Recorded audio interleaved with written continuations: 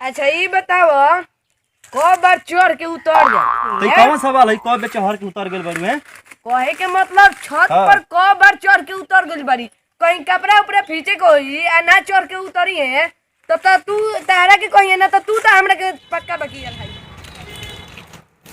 जब से दीदिया के शादी भइल बा तब से एको ली फोनो ना कैलस और न जीजा जी याद करता नहीं यो नहीं कि जाने कि हमार दुलरुआ एगो साली बिया। रुके जीजा जी रउआ नु भूला जम साली के हम तो नानू भूलाम जीजा जी के हम ही लगावत नहीं लागो तो हमारे घरों में 12 बना चला सब डिलीट कर दे नंबर हम अच्छा भैया 77 वाला अच्छा लगावत नहीं अपने क्यों उठा साला जिंदगी पूरा वीरान पड़ गइल बाटे। इतना लंबा चौड़ा हो के एगो लवर नहीं बना सकत त काहे खातिर जिया तोड़ा भगवान उठा लो हमरा के सुनाता केने बानी हैं ई के बार फोन आ गेल दा आइरे से नया नंबर अब उठा दे तो। हां हेलो। हाँ गोड़ लगत नहीं जीजा जी। प्रणाम जीजा जी। साला हमार बड़ भाई के होइले नहीं के हमार बिया भइबे ना कोइली ई नया पर साली के हाथ से आके देवता हेलो लागत और रॉन्ग नंबर हटे। अच्छा अब रॉन्ग नंबर होके चाहे राइट नंबर जब लड़की बोलत या भगवान बुझाता तू भेज देला अरे अब बतियाइए ली। हेलो हाँ हेलो। काहे ना बोलत रहनी है जी। अरे का फोन उठाई चाहे ना उठाई है इतना दिन से कहाँ रहलू है कम से कम समूह चल रहे भाई तो फोन करेला। रउआ बताई का समाचार बा। अरे अब का समाचार बताई सब ठीके बाटे। रउआ जो दूसरा जैसन काहे लागत जी रउआ के बोलत नहीं। हम तो जीजा जी के छोट भाई हई। ओ पहड़ो बाजो तन जाने लेखा लागत तोहार नाम का हो। हमार नाम तो रानी है। अच्छा तू ही रानी हो। अरे तहार दीदिया तो इतना तोहार तारीफ करीली ना कि माने तहार तारीफ सुन सुन के तहारा से बहुत ही ज्यादा प्यार हो गइल बा। अच्छा खाली तारीफे सुन के हमरा से प्यार हो गइल बा। अरे हाँ हो तारीफ सुन के इतना प्यार हो गइल बा ना कि माने बर्दाश्त अब नहीं के हो माने इतना समझ ल कि पूरा सोजहक प्यार हो गइल बा सोजहक जो उनका हलन करेजा हमर उहे प्यार हो गइल बा तहारा से। अच्छा इतना घबराई मत अपन मुंह देखनी आगे चलने हमरे से प्यार करे। ए मुंह के बारे में मत बोलो ठीक बा ना जैसन बानी ठीक बानी इतना ठीक बानी कितना लड़की आवी लो आ जाली लो तबो हम आई लव यू ना बोली बुझलू साली। करिए तो बानी अब मोट पानी। अच्छा तो एक बार मिल के तो देखा तहरा हमरा से प्यार ना हो गइल ना तो तू कहबू केहू कहत रहे। हाँ तो ठीक बा कल आई हमारे गांव के फुलवारी में हमहू देखा तनी एक मुलाकात में हमरा कैसे प्यार हो जाता। अच्छा ये बताओ तार घरवा केने बा हो कौना जगह। इतना जल्दी हमार घरों भूला गई नहीं बारात में आए रहनी कि ना जी। अरे बियाह में तो आइलो ही रहनी लेकिन रात नु रहे यही से तनी रास्ता गड़बड़ा गए रहनी ध्यान पर नहीं खे तो ठीक से फिर से गौवा के नाम बता दो। अब तारा दीदिया से पूछे जाए तो जान तो दीदिया तार उल्टे सोचे लगी तनी बता दो आ देखिए हमरा से मिलते तारा प्यार ना हो गइल तब तू कही है। अरे जानते बाजार आएम ना आके पूछे कि जादू जी के टोली में जाए के बा आ गौवा में आम तो एगो इनार बाटे इनारवा के सटले हमार घरवा बा और बगलों में बगीचवा बा बगीचवे में आएम 10 बजे ले आ जाएम। तो ठीक बटे कल मिले खाई तैयार रहा। ठीक बा हम रखत तनी बाय। ठीक बा बाय। का भगवान मुँगावे कहानी है तो जी यहीं का रास्ता लगा दिला मामला तो सेट हो गई। कौनों के साली होके गईला के बाद था लगी कि मामला फिट होता कि ठीक होता लेकिन डरो लागत अटे जाए में अकेले कहीं गोधन कुटवा दी तब का होइए दादा। अच्छा हम छोट भैया बानू न बिना माँ ओकरा ले तो तेज के होइला ही नहीं थे ओकरे के संगे लिया जाए वह मामला सेट करी बाकी रौड़ा ऊपर बा ये देवता पूछवाए मत। ठीक बा चल तनी इतना लेट हो गया अभी लेना आई नहीं फोन लगाई का आज उहों के देखो तनी जीजा जी के भाई के कैसन बानी।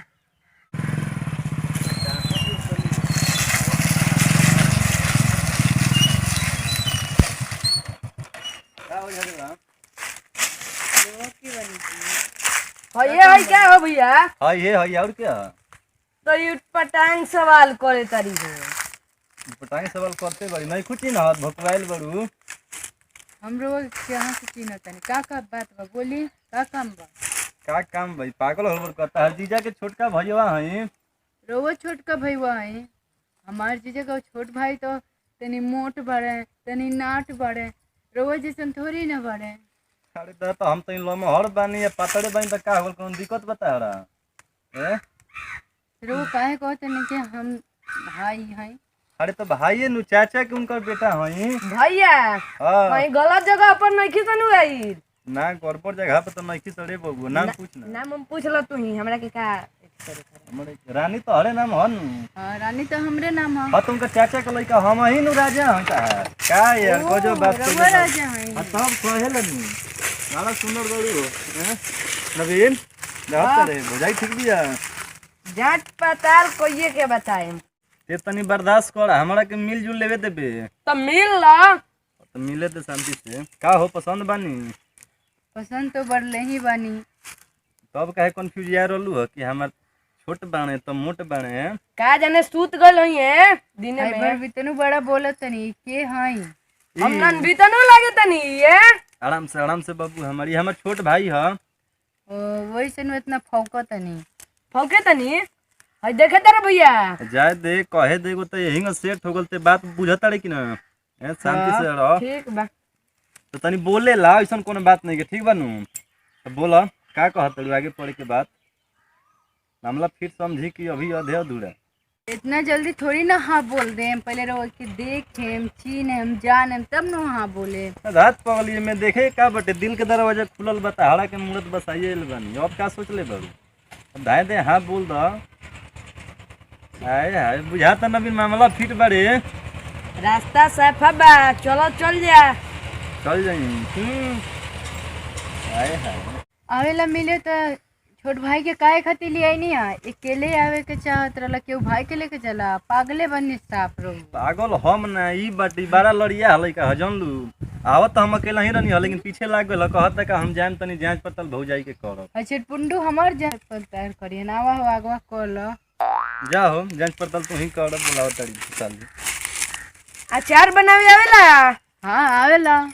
क किलो मसाला डालाला? जितना अचार बा उतना मसाला डालाला। भैया का कहत रे कंपनी घाटा में चल जाई तो कमे अचार लियावल जाई आम तो ना ठीक ढेर बा। रहिए ना ढेर डालाई बात बुझाता नु। हाँ हां तो आगे कपड़ा बढ़ पीछे आवेला नु? हाँ जी कपड़ा पीछे काहे ना आई। कगो फाड़ देलू पीछे में? 4 गो फारे नहीं 2 गो बचावे नहीं। बाप रे घुसा के थारी लगन बैठा दियन। ते हिनु अनसन सवाल पूछता रहो हिंगा जवाब देता रही लेकिन फरी हम मत बड़ी गरीब दुखिया हई सब बचा लिह ठीक बनू। और कुछ पूछला बाबू? सब्जी बनावे आवेला? हाँ जी सब्जी बनावे आवेला। आलू चिरला की सोजा आगे डालला? सोजा के डालन तो मुंह में घुसी भैया। काटे के डलाई। लागे त मुंह जोर बड़ी। मुंह जोड़ बाड़ी कि तू मुंह जोड़ई बात बतीले बड़ा है तू काहे बिगड़ ले बड़ा हमरा पसंद भी है। अच्छा ना बिगड़ी तनी और पूछ ली। तो तनी बात ऐसा पूछ कि जौन मैचिंग हो जाए तेही नु गड़बड़ावत रे। अच्छा हां अच्छा ये बताओ हफ्ता में कौन महीना होला? हफ्ता में महीना होला कि महीना में हफ्ता होला हमरे से चला अच्छा बतियावे। तेजो बड़ी। तेज पूरा तेज बाड़ी की तेन कहले पूछ और पूछ। अच्छा ये बताओ कितना ले पार कर गइल बारू? का पार कल बनी अपने भाई के समझा दी ढेर उल्टा पुल्टा बोलता रह कह अरे दे उल्टा तनी पुल्टा पहले। ना बोलो ओकर बतिया में सही है काहे तंग बत कही बतीले बाई रे। भैया तू खिसियाई लगलो तो खिसियाई ना तो ई का पूछता रे कितना पार हो गइल बाड़ू। कहानी कितना ले स्कूल पार हो गइल बारू? 9 ले हो गइल बनी अब 10वां में बानी। तू कितना चबा गइल बारू? का चबा गल बनी देख ली अपने भाई के भैया समझा दी। कॉपी किताब कॉपी मैंने किताब। फाड़ ओढ़ देले बारू कितना डरे लागे ता। ढेर जियान कोइले बाड़ू का हो। तो राउर कइले बानी का हम अपन नु कइले बानी अच्छा ज्ञान उगा कइले कौन बानी कोइले तो। बाड़ी कौन जे बियाह को के चला पढ़ावे के भैया। हम ना पूछे मैं अच्छा सुन तब ऐसा पूछ कि जब ल है और पता पढ़ावे के बा तोरा कॉलेज पढ़ाई है मेहरारू के हमरा ना पढ़ाएम ना चबैले ही अपना बाबू के चबाओ तड़िया, तोरा का दिक्कत बताओ, दोसर कुछ पूछ बढ़िया चीज ना ना, ना ना, खराब बहुत लगे तो बोलता हम ना नहीं। पूछम। अच्छा ना बाबू हमर खराब नहीं तू मत किसी देखा प्यार कर लू गड़बड़ा दी तनी मनी बात समझ जा। हम गड़बड़ावे वाला आदमी लगे तनी। बोली जौन पूछे बाबूजी के हमार बात बात कम एकरे बतिए ज्यादा माने लन ठीक बनू ई पास करी तो समझो हमनी के शादी पाका हाँ तनी मनी बर्दाश्त कर लो। हां पूछ पूछ। अच्छा ये बताओ सरफ ते ना आलू की हई क्या कहला भैया? Clinic plus clinic clinic plus से सरफ से क्यों नहाए का? हम गाय गोरू लगतन का कि सरफ से नहाए। हां सुन ले सुन लेनी। शैम्पू से नहाली शैम्पू से हम डब शैम्पू से नहानी बुझला। डब शैम्पू के ना साबुन के ना मत तू बुझ हमरा के मत बुझाबो।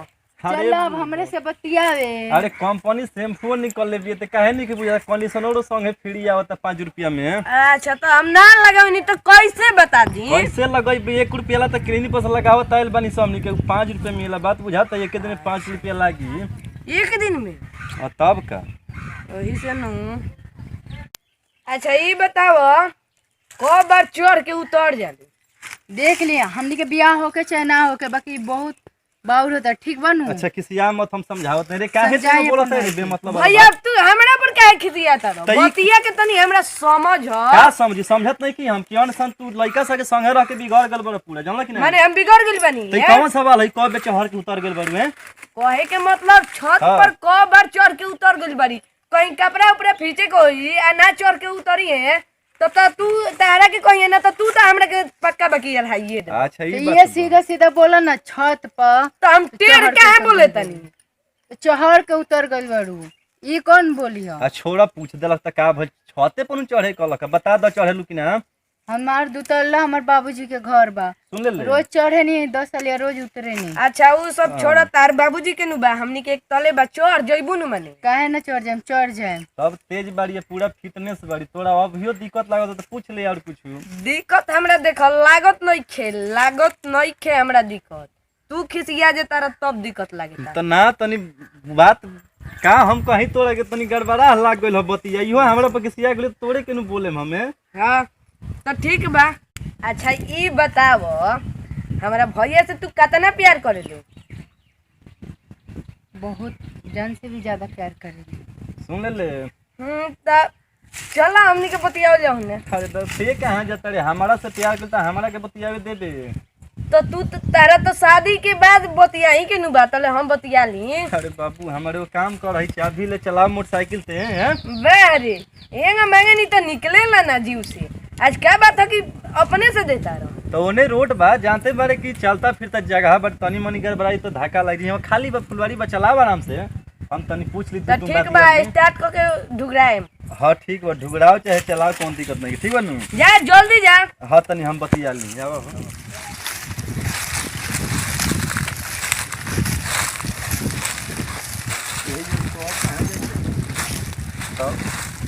यार खो गेल बते हैं दांते अंगुली का है चबाओ चल हां हां पूरा कच बल बोले के ना कुछ करे के मन अरे करता। दादा कुछ करो मत हो देखो ना हने भईवा बाटे बुझाता कि ना तहरा लड़के से ज्यादा तो रोवे ल जाता नहीं। लजात ना तनी डेरात मनी जाए के बाबूजी से कह दिनु तो बनलो बिया हवा कट जे वो इतना सुंदर है बने कि का बताई। करे जा सुंदर तो तू बहुत बड़ देख के तो हमरो मन खबला दिन का करी भईवा से तनी डर न बाटे जोड़े ला इने लहरा लगावेला। सुना एगो काम कर अब की भर बर्दाश्त कर ले अगला बेर आइब ना आ तो बढ़िया से प्यार होई। ठीक बता लेके मत आए ना फिर ले चल ना ना ऐसा गलती फिर ना करब बुझ गनी बापू बड़ा गड़बड़ा हुई का बहु एकरा बताओ ओके बान तब कौना क्लास में पढ़लू 10वां में कबले पैसा पास हो जीबू हो ये जाए ज्यादा टाइम नहीं। मार्च में एग्जाम हुई हाँ तो एग्जाम दे तो ओकरा बाद में बाबूजी से हम बात करता हूँ ठीक है। करे जा हम जल्दी डोली लेके आई तारा के बैठा के ले ठीक है ना तैयार रही ठीक बा तनी मनी बर्दाश्त कर लो जल्दी जाए तरह से मिले ठीक बा ना ठीक बा जब ऐसे कहता नहीं तो।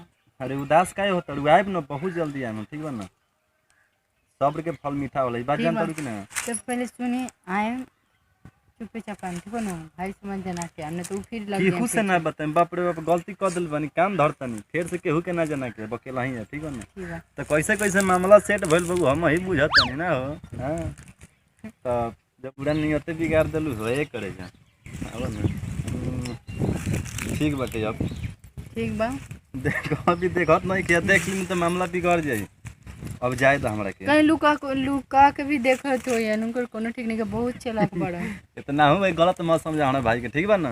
बढ़िया हटे उतना ना हटे समझदार ठीक बा हो। जाई बाकी आइम तो फिर जना के मत आइम तो पीछे लग जाई ऐसा करे जा छोड़ के तो जाए के मन नहीं करे का करी ऐसा मजबूरी है बट लागी जाके हल्ला करे कहीं गरल नहीं काम तो 4 घंटा लेट पड़ी ठीक बा ना। अगला बेर बहुत जल्दी है ठीक है ठीक बटे जा।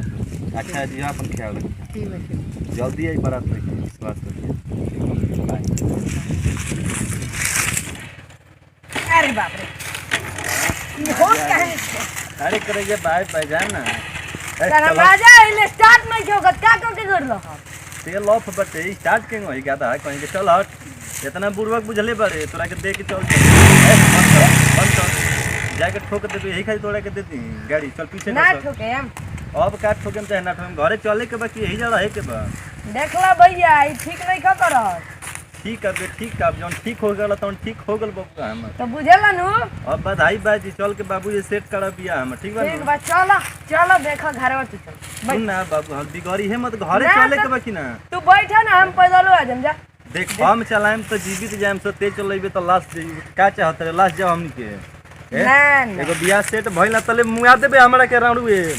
बैठ बैठ चल। तू आ जा लेकिन बारा बढ़िया बिया रे हई पीठ ओट में माटी लागल बा ए हई माटी लागल बा वो बनेरा ना उखड़ल लखटे बरेरा आ पूरा गार्दा लेके उधियाइल साला पीठवे में झुका गइल। अच्छा हाँ। बरेरा उखड़ रहल अब बनेरा अल्लाह चले के ठीक बा चले के तब हां चलेगा ठीक बा भैया बाय बाय।